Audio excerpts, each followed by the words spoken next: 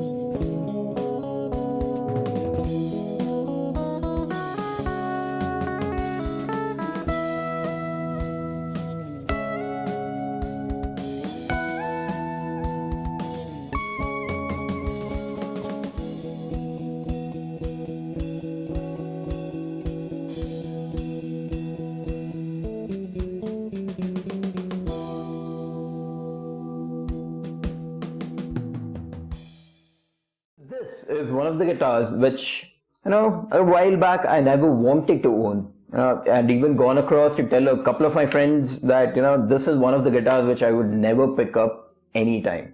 And yet, here I am, owning one of these things. There is quite a bit of things to be discussed, but we'll get to that later on. Before we even get into the specifications or the build of this particular guitar, let me just say the factor that the Affinity series is a step up from your Bullet series. So why exactly is this an upgrade? Let's just have a look at the specifications. The most interesting part about this guitar is the factor that it comes with an Adler body, not a basswood body, and also it comes with a complete maple neck and maple fingerboard.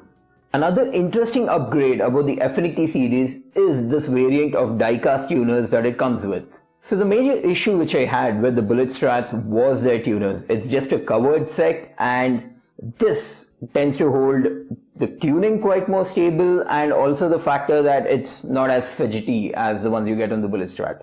So coming back to the debate of whether you should go for a Fender Squire or anything of the Chinese market, the major step up here is the Adler body.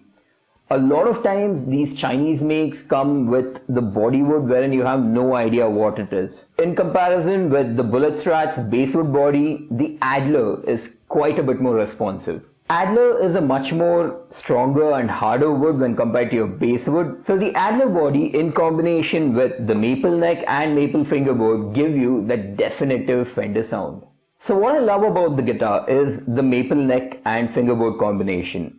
This is one of these combinations that you don't see a lot in the market and not even on the Fender side anymore. So the neck profile is a standard C, which is quite chunky and proper for all your Fender players out there. And it gives you the proper 9.5 radius which is needed. So it's kind of more definitive towards chord playing. And also the maple fingerboard not only gives you a bit more of brighter tone for your guitar, but also makes maintaining it quite a breeze. This particular piece comes with medium jumbo frets, which makes playability just like butter. So coming to the iconic shape of the Stratocaster, it is something which will be really good for all you beginners out there because you can keep it in any position that you want. You can keep it in a classical position and then be comfortable playing with it, or with your normal way. Now another place where the Adler body is going to come quite helpful to us is the factor of sustain when it comes to the bridge. So this is a 6-screw synchronous trem system, and I honestly love it with the Adler body. Although I haven't placed the whammy bar into the bridge for this particular demonstration, it fits perfectly well and doesn't lose any tuning when you kind of go for your dive bombs or need to just play around with it. This is one of the major advantages what you have with this kind of tuning pegs as well. Another little surprise that this particular guitar has for you is the synthetic bone nut. You don't see these things quite often in the market. Any of the beginner guitars normally come with your plastic nuts and they're quite flimsy if you ask me. So now coming to the things which are not so impressive about this guitar, it's actually the hardware. Even though the tuners are quite right, the bridge is not so in par with the hardware quality what Fender provides to you. Coming to the pickups, what this particular guitar actually hosts, these are actually quite warm compared to the rest of your clones in the market and also a few of the other higher ones. But having said that, to give the twanginess what your Stratocasters are known for, the pickups do need a bit more of character. So now I agree from a cost perspective that this makes sense, but then if you're a beginner, you're not going to have any issues with it. But if you're somebody who's kind of serious into playing this particular guitar and want to kind of use it like a secondary axe, go ahead and change these pickups. Now with all of these things out of the way, let's talk about the things which I absolutely hate about this guitar. The most frustrating thing about this guitar has to be the neck joint. It's a complete block, and this literally blocks you when you're trying to go up the frets. This isn't going to be an issue for most of you beginners out there, but anybody who's even slightly a seasoned player will face this issue and be frustrated with it. Now the other thing which I hate about this guitar is also present at the back. It's actually the bridge block. So since I've covered this up, I'm just going to put a picture here. If it was any thinner, it would just break off the first time that you use a whammy bar. Now I understand the factor that, for cost cutting, the material used wouldn't be all that good, but then just look at it. This is just shameful. And lastly, I'm just kind of nitpicking here, but then I would have loved if this back plate was a bit more hosted inside the body of the guitar. Here it is just screwed on top of it, and sometimes it does get caught into all of your belt buckle and things like that. Now in conclusion, this guitar is something which is priced right, plays well, and is more than equipped to kind of start your guitaring career. This is definitely a better deal than any of the Chinese makes what you get out there, and definitely a step up from the Bullet Strat. This is something which can be used by all you guitarists out there to kind of modify a few things and use it as your secondary axe.